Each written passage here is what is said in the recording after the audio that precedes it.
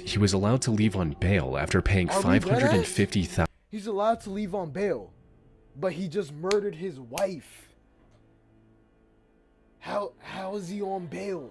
He just murdered his wife. He was fitted with allowed to leave on bail after paying $550,000. He was fitted with a GPS ankle monitor and ordered to stay at his mother's house until his conviction.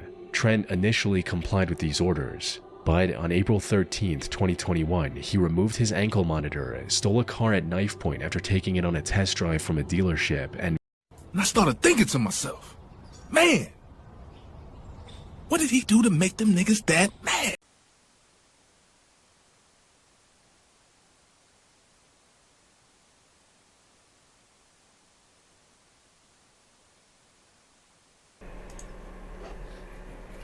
Vinny Bad 118 was a YouTube channel owned and operated by Vincent Badaloro from New Jersey. He'd been active on YouTube since he looks like YouTube channel owned and operated by Vincent Badaloro.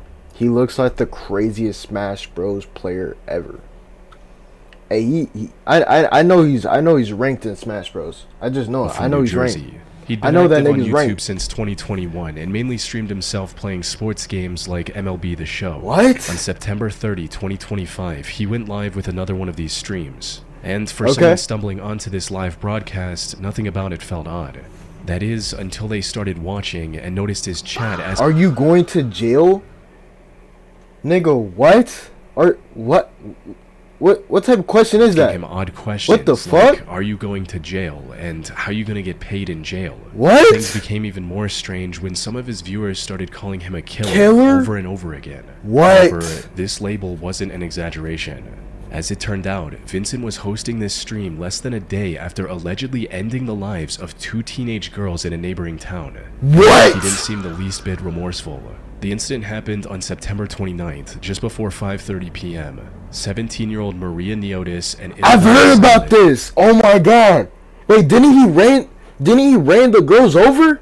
Were riding e-bikes in a residential neighborhood. I'm pretty sure he ran them over when they were suddenly hit by a speeding car. Oh yeah, he did. Fuck. The crash was loud enough to get the attention of nearby residents. People rushed to help. Unfortunately, it was already too late. Describe what those calls to police sounded like moments after. So this nigga just hopped on a stream like nothing happened. Like, oh yeah, you know that I killed two teenage girls, but you know I'm just still gonna go on my day playing MLB. Like, bro, no, the fuck you doing? Isabella what? Were mowed down by a black SUV. What? By another teenager. There's a girl on the road and there's a car. Oh my god, please hurry. So there's 2 females? By the time first responders arrived at the scene, both girls had already passed away. No. But what made the incident even more disturbing was just how shockingly violent it was. Later investigation revealed the car was going close to 70 miles per hour, or over 110 kilometers an hour, in a neighborhood with a speed limit of just 25 miles per hour, or 30 kilometers per hour. The resulting collision sent the girls flying across the street, with one victim coming to rest approximately 100 feet from the impact site. What? Eyewitness reports the driver tried to drive away immediately after the incident, but the crash was so violent that the impact had lodged one of the e-bikes into the car, forcing the driver to ditch it and flee on foot. Nigga! One of the e-bikes into the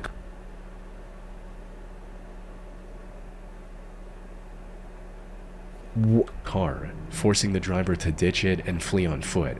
Fortunately, this allowed investigators to run the license plate and trace the car back to its driver, 17-year-old Vincent Badaloro. He's 17! What?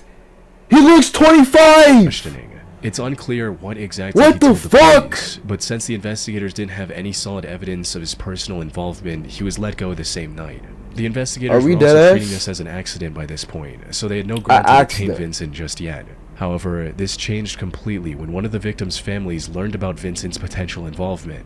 According to Maria's family, Vincent had been stalking and harassing her for months by that point. They went to the same school, and Vincent was reported to have tormented her during multiple different instances. The two had never gotten along. Vincent would also allegedly follow Maria around anytime she went outside. And even saw him staking out her house in his car on multiple occasions. This behavior only worsened after Maria reported him to the school authorities. This nigga was pulling a Joe Goldberg? Are we dead ass? Him becoming even more aggressive and making false police reports, even leading to her family getting swatted multiple times. What? In one of his streams, he mentioned having a vengeance against Maria, and even dedicated one of his old phones to harassing her, starting with ordering a pizza to her. Bro, this nigga is weird as Here's fuck. what we're gonna do. You're not gonna do nothing, bro. You're weird. You're weird. I think Maria's hungry. I think we're gonna send her a pizza. Cheer her up. Send her a pizza. Y'all know I have a vengeance against this girl. I'm gonna call a pizza to her house, and here's how I'm gonna do it. What? In the vaguest terms possible. In a neighboring town. This nigga is so stupid. Unfortunately, two girls were killed in a hit-and-run crash. Now, this nigga's showing no type of emotion whatsoever. He does not care. This man does not care at all. There's been a lot of misinformation going on over the internet. It is an absolute unfortunate situation, and there's more to the story that you're not getting. Yeah, I bet there is. But when the time comes, I will explain it in greater detail. He was likely speaking this way to avoid an accidental admission of guilt. However, this stream could still help investigators bring him to justice. You see, while he was live on YouTube, investigators were gathering evidence to prove that he was behind the wheel. This led to the discovery of ring camera footage from a nearby street, showing him speeding in the neighborhood before the incident and then walking back on foot minutes after everything went down. This, combined with eyewitness testimonies, allowed investigators to arrest him a day later on October 1st and charge him with 2 counts of first-degree murder. His channel has since been terminated by YouTube. Prosecutors are also pushing to have Vincent tried as an adult to secure the full sentence they believe he deserves. Do it! That's what his ass gets. The fuck you talking about, bro? I'm recording this because I want my daughter to know that I love you, Mackenzie Pascal. I'm so sorry that I've done this. What? I want you to know that you mean everything to me. This was the final video 48-year-old Trent Pascal uploaded to YouTube on October 21st, 2020. His content up until that point was a mix of family vlogs, DIY tips, and RC toy reviews. He came across as a laid-back, middle-aged dad enjoying time with his family, but the video he uploaded in October 2020 was different. It wasn't a wholesome vlog or toy review with his kids. Instead, this was a confession Trent posted to YouTube after committing a heartless crime just so he could paint himself as the victim. The day started off rough with Trent having a massive argument with his wife, Savannah. Damn. That's his wife? That's his wife? Damn.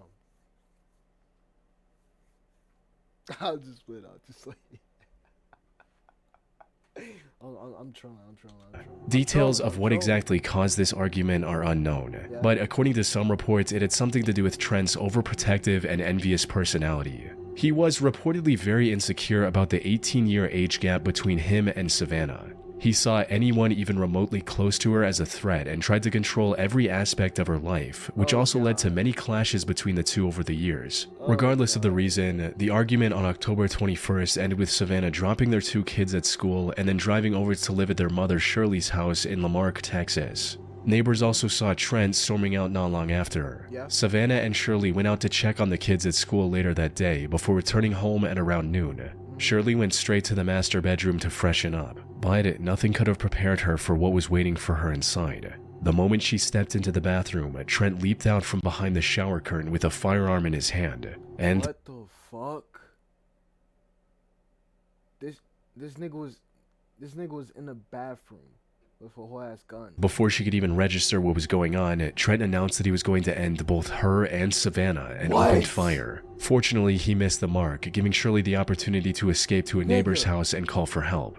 Sadly, Savannah wasn't as lucky. Trent managed to shoot her twice in the stomach before fleeing the scene. She was rushed to the hospital, but passed away shortly after. Though, while Savannah was fighting for her life, Trent uploaded this video to his now deleted second channel explaining his reasoning for the heinous crime. He accused Savannah of cheating on him and claimed that she was the one who made him do this. However, to most people who came across this video, it was clear that Trent posted the video so he could portray himself. He's a little fucking cuckoo. That's why you gotta watch out for the people you date, because they might be a little fucking crazy. Because this nigga murdered his wife just because of an argument. It's fucking stupid. As the victim. He even seems to try a fake cry multiple times during the video, but fails to shed a single tear. Many also assumed the cheating accusation was likely false, but even if it wasn't, it was still no justification for taking her life. That said, the most disturbing part of this video was the very end, which showed Trent hearing a noise and immediately rushing to hide in a dark room. Closely listening to this section revealed a plastic rustling noise, similar to what shower curtains sound like when moved. In other words, Trent was possibly recording this final message in Shirley's home moments before they arrived, and then quickly ran to the bathroom when he heard the two pull into the driveway. He fled Lamarck immediately after committing the crime, prompting a statewide manhunt. This ended with the police tracking him down to a Walmart parking lot in Houston later the same day. However, Trent drew his firearm on the officers and refused to back down despite repeated warnings. This left deputies with no choice but to open fire, hitting him several times across the abdomen. He was then taken to a hospital where he spent over a month recovering from his wounds. He was eventually booked into the Galveston County Jail on charges of murder, aggravated assault, and possession of a firearm. Now, this is usually where stories like this end. I thought that nigga died or something. But that's not what happened with Trent. Despite the deeply violent nature of his crimes, he was allowed to leave on bail after paying $550,000. He's allowed to leave on bail, but he just murdered his wife. How is he on bail? He just murdered his wife.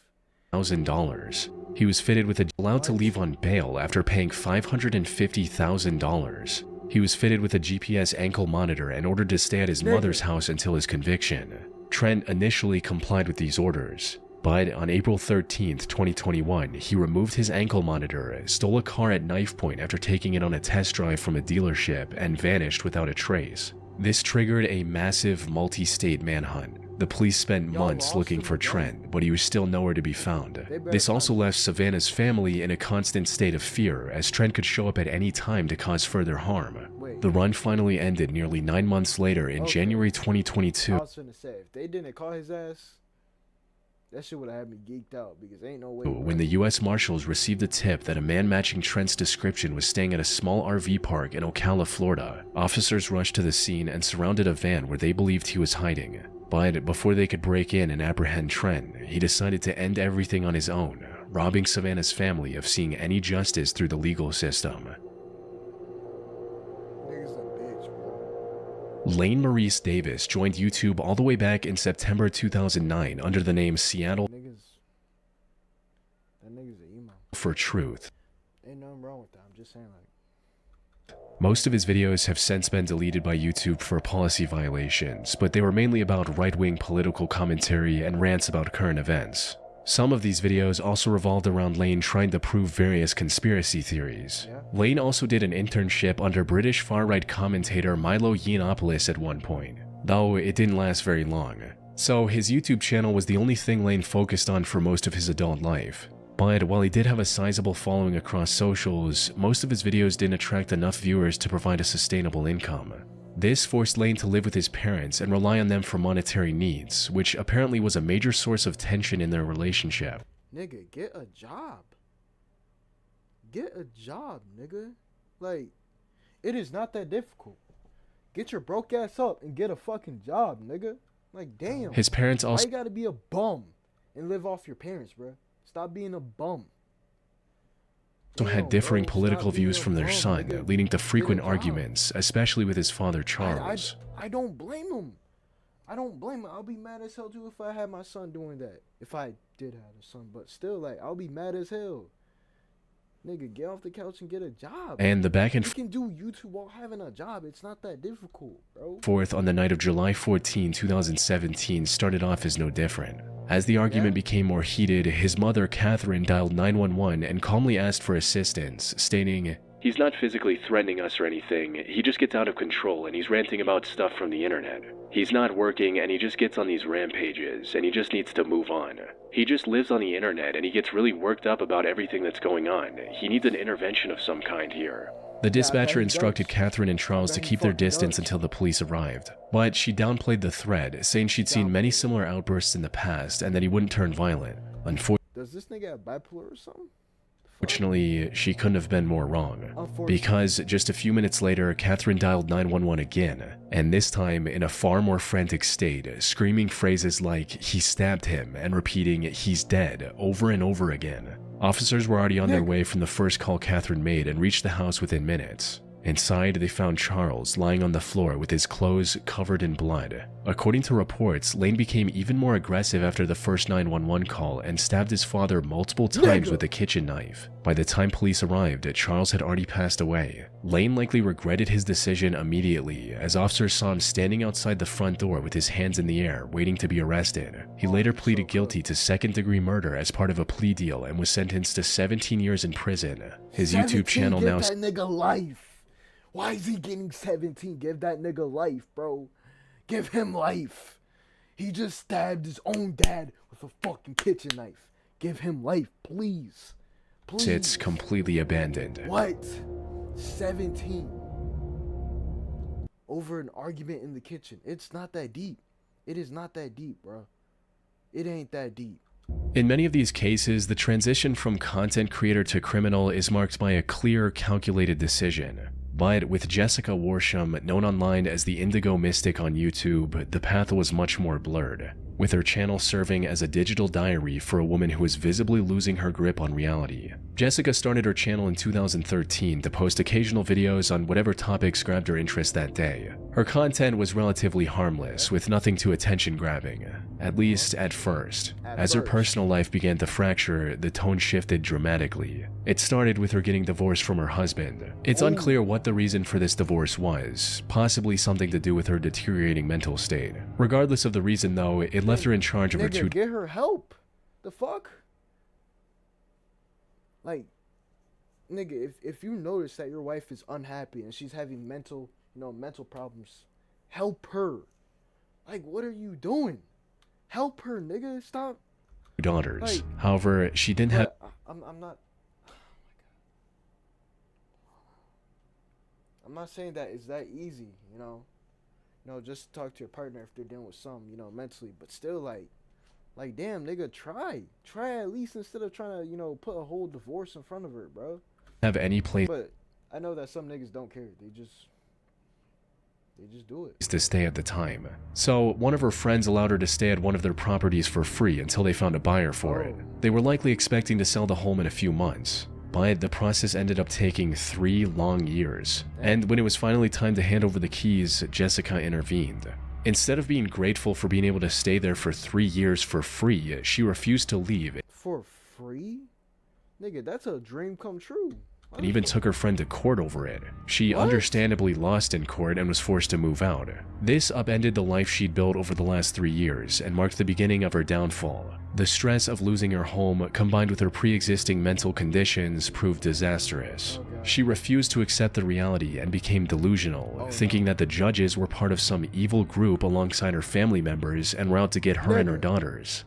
So the first person I would like to mention is Alan Berriman. He is my uncle, and he has been working with my other family members, a one Angie Griffith. She lives in Danielsville. And also a Denise Cantrell, who is my maternal parent. And my sister, Crystal Christian, okay? They've all been working in league with a judge, a magistrate judge that works at the Jackson County Courthouse named Benjamin Green. He's been doing under-the-table type things that he's not supposed to be doing, and Alan Berriman and those mentioned afterwards have been in league with this particular judge individual, and to steal my home from me. Steal your home, Jessica. Nigga, they let you borrow it, bro. They let you borrow the home. What are you talking about? You don't own the house. You just live there. The fuck are you talking about? Began posting videos ranting about these made-up conspiracies, like how the government was trying to depopulate the world with the COVID vaccines. She was clearly losing her grip on reality. Niggas just be making up anything. Even posting videos directly addressing the judge she believed had wronged her in the past. Anyway, this message is for Benjamin Green. I know you're watching me, and I know you're scared. And you should be. Dingledorf, he's too scared. He's too scared to even try to communicate with me telepathically, but you're scared, aren't you, Benji? Telepathically. Oh, yeah. She's low-key losing it. Ben. Good old Benji. You used to be a good person, didn't you, Benji? What the hell? You did. You used to actually have the desire for justice. And the desire to do good by people. What happened? What happened? Did you let the greed of the world get to you? Did you let that secret society that you're a part of talk you into all this stuff? However, this was only the beginning. The situation truly began to unravel when her ex-husband filed for custody of their 2 daughters in mid-2021. Jessica didn't have a solid roof over her head and wasn't sending the 2 girls to school either. Her behavior online was also becoming more and more erratic with each passing day. In addition to her rambling about topics that made little sense, she also posted videos waving around the firearm she had, threatening anyone who wanted to get in her way. Put simply, she was becoming dangerous to her own children. Her ex-husband filed for temporary custody until Jessica found proper residence and got professional help for her degrading mental state. But in her delusions, Jessica saw this as yet another attack on her from the same group that took away her home. What? Today is... They're trying to help you. A rather... Bitch, they're trying to help you. What are you doing? unfortunate day, to be honest with you. Nigga. I'm actually going to court today against some people that are trying to take my children from me. The same people that took my home from me.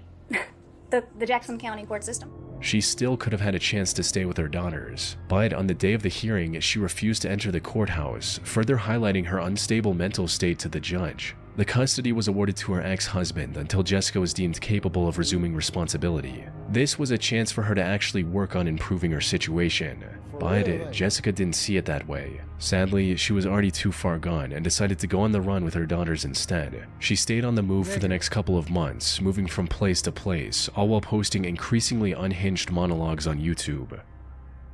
Mine, mine, mine, mine, mine, mine, mine, mine, mine, mine, M-I-N-E, mine. They're my babies. And I love them above anything else. I love them. Felt the need to record and post to YouTube almost everything that happened in her life. She'd gone as far as to instruct her daughters to start recording whenever anything notable happened.